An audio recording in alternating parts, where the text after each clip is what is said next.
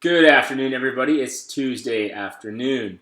We are going to continue today with our book Matilda by Roald Dahl. This chapter is called The Platinum Blonde Man.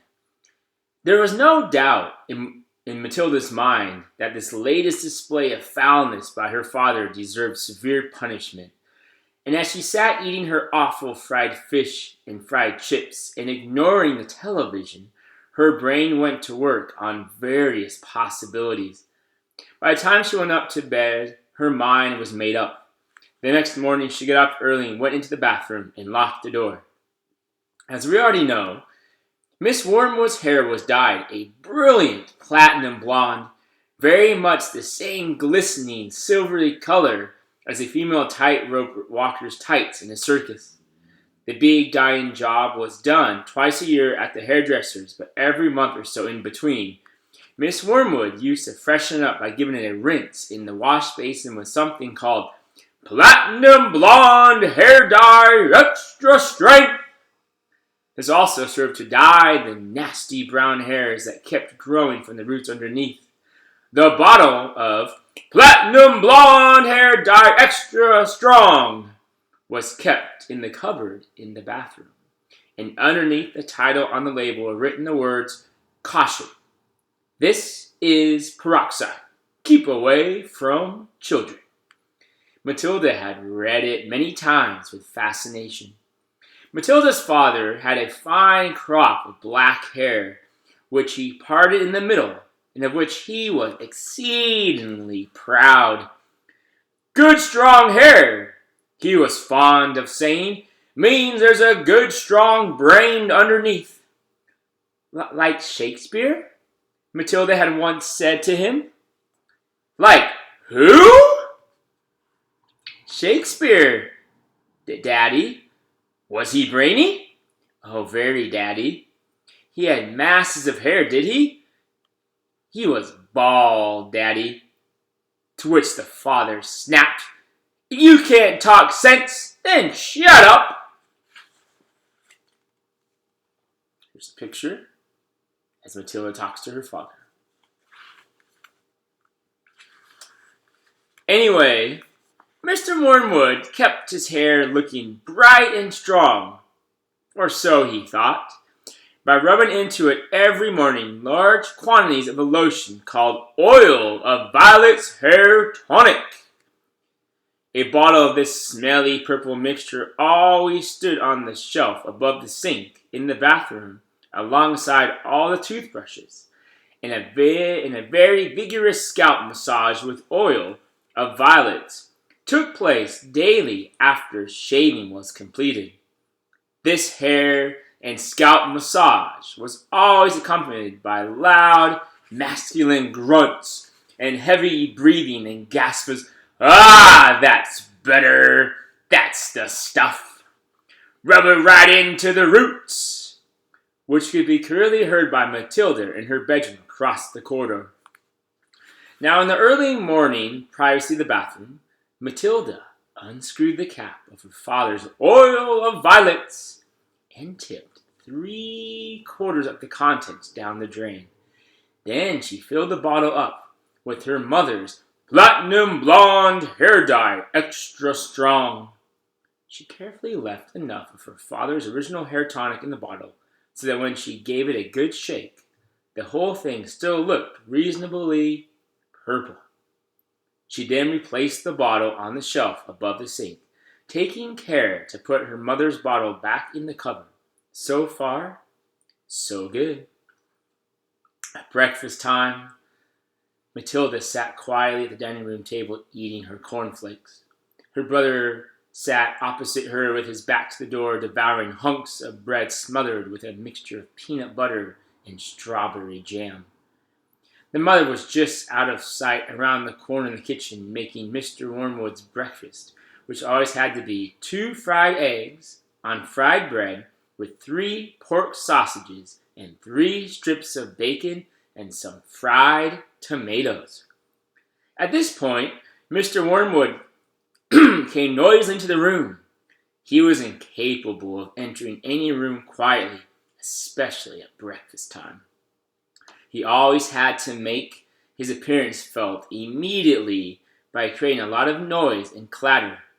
One could almost hear him saying, "It's me! Here I come, the great man himself, the master of the house, the wage earner, the one who makes it possible for all the rest of you to live so well. Notice me and pay your respects." On this occasion, he strode in and slapped his son on the back and shouted, "Well, my boy, your father feels he's in for another great money-making day today at the garage. I've got a few little beauties I'm going to flog to the idiots this morning.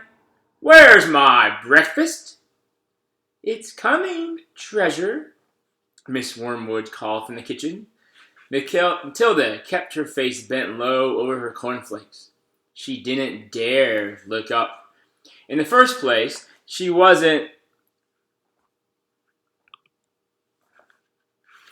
at all sure what she was going to see. And secondly, if she did see what she thought she was going to see, she wouldn't trust herself to keep a straight face.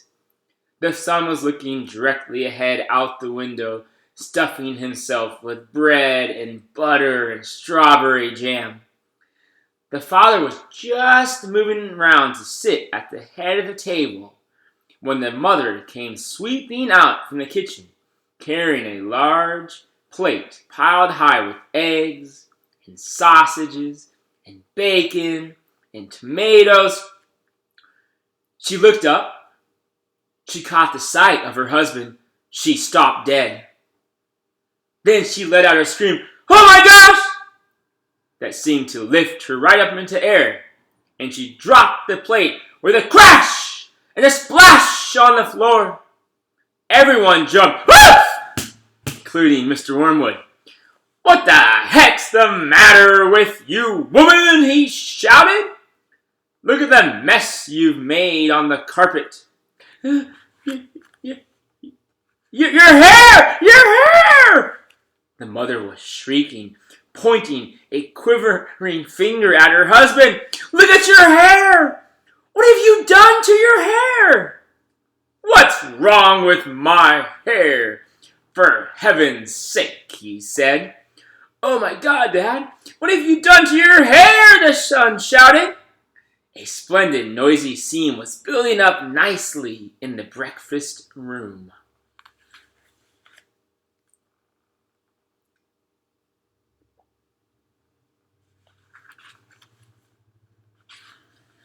Matilda said nothing. She simply sat there, admiring the wonderful effect of her own handiwork. Mr. Wormwood's fine crop of black hair was now a dirty silver, the color this time of a tightrope walker's tights that had not been washed for the entire circus season. You've dyed it!" shrieked the mother. "Why did you do it, you fool? It looks absolutely frightful. It looks horrendous. You look like a freak." "What the blazes are you talking about?" the father yelled, putting both hands to his hair. "I most certainly have not dyed it. What do you mean I've dyed it? What's happened to it? Or is this some sort of a stupid joke?" His face was turning pale green, the color of sour apples. "You must have dyed it, Dad," the son said. "It's the same color as Mom's, only much dirtier looking." Of course he's dyed it," the mother cried. "It can't change color all by itself," the mother cried. "What on earth were you trying to do? Make yourself look handsome or something? You look like someone's grandmother gone wrong."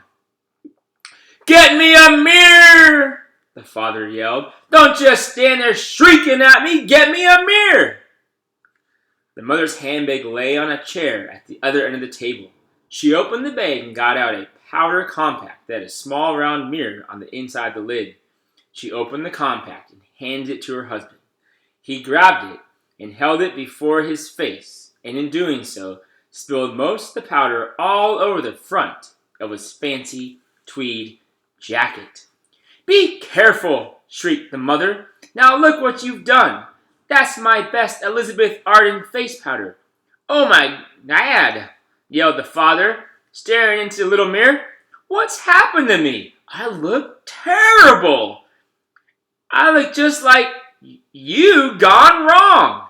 I can't go down to the garage and sell cars like this. How did it happen?"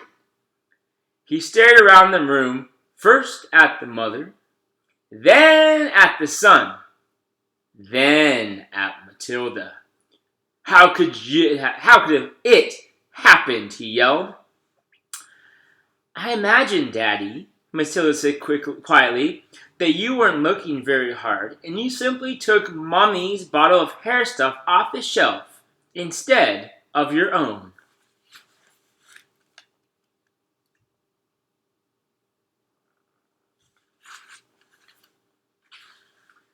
"Of course that's what happened," the mother cried. "Well, really, Harry, how stupid can you get? Why didn't you read the label before you started splashing the stuff all over you? Mine's terribly strong. It's only meant to use 1 tablespoon of it in a whole basin of water, and you've gone and put it all over your head. It'll probably take all your hair off in the end. Is your scalp beginning to burn, dear?"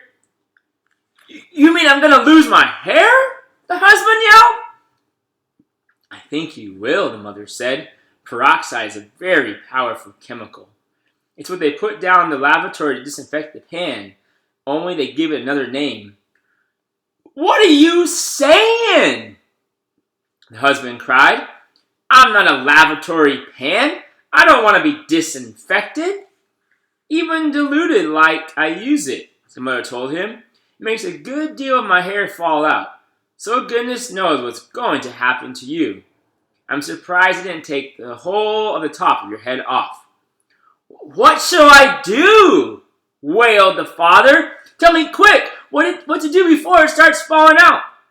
Matilda said, "I'd give it a good wash, Dad, if I were you, with soap and water. And you'll have to hurry." "Will that change the color back?" the father asked anxiously. "Of course it won't, you twit," the mother said. "Then what do I do? I can't go around looking like this forever." "You'll have to dye it black," the mother said. "But wash it first, or there won't be any there to dye." "Right," the father shouted, springing into action. "Get me an appointment with your hairdresser this instant for a hair dyeing job. Tell them it's an emergency. They've got to boot everyone else off of their list. I'm going upstairs to wash it now." With that, the man dashed out of the room, and Miss Wormwood, sighing deeply, went to the telephone to call the beauty parlor. "He does do some pretty silly things now and again, doesn't he, Mummy?" Matilda said. The mother, dialing the number on the phone, said, "I'm afraid men are not always quite as clever as they think they are. You will learn that when you get a bit older, my girl."